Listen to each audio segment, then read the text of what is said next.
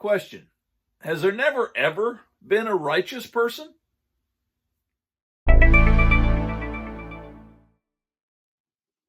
Hey folks, thank you for joining me for Hey Brother Sonny. I appreciate you for being along for the ride. We are dealing with the question, are we born with original sin? Calvinists like to take us to various passages, divorce those passages from their greater context, and make conclusions about our condition as a child. Essentially, they say we were born evil. We're evil babies. I don't buy that for a moment. And one of the reasons is because I'm trying to see the big picture. I'm trying to let the entire context speak to me. We've already looked at two passages from the book of Psalm. I want to take you now to one of their favorite passages in the book of Romans.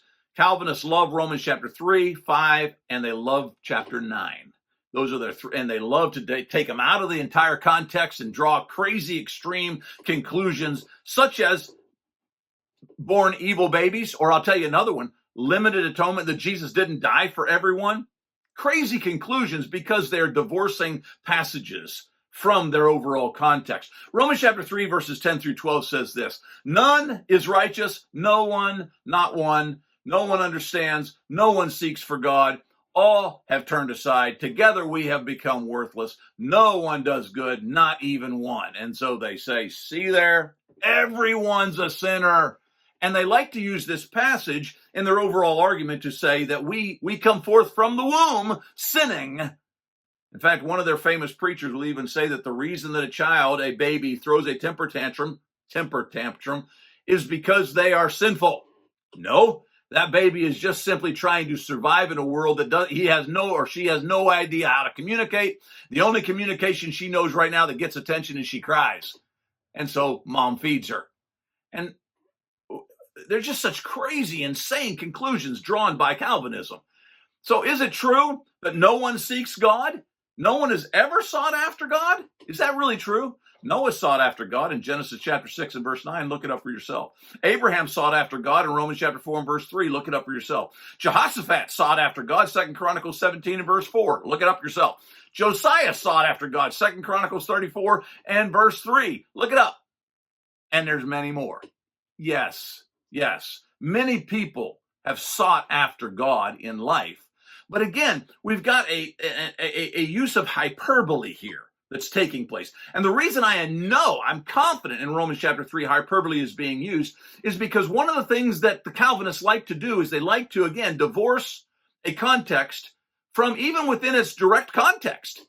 I want you to notice verse 13. I read you 10 through 12.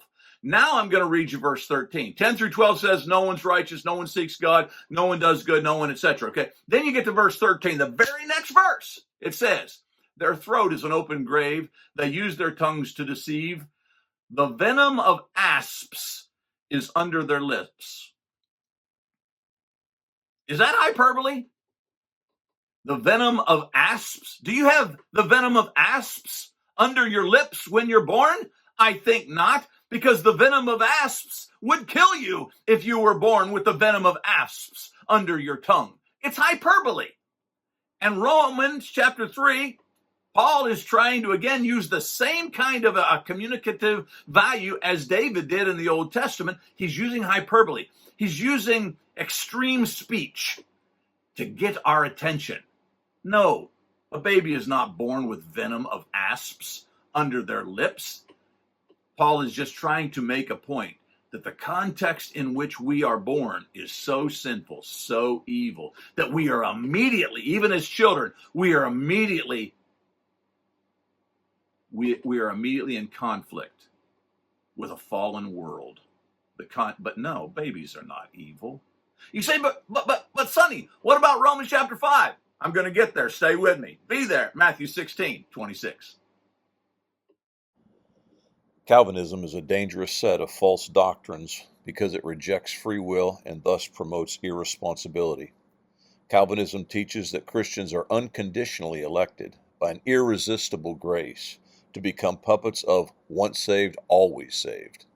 Calvinism undermines the death, burial, and resurrection of Christ by suggesting that we can receive a new life without meeting Jesus in baptism, as taught by Romans 6, verses 3 through 4. Be warned.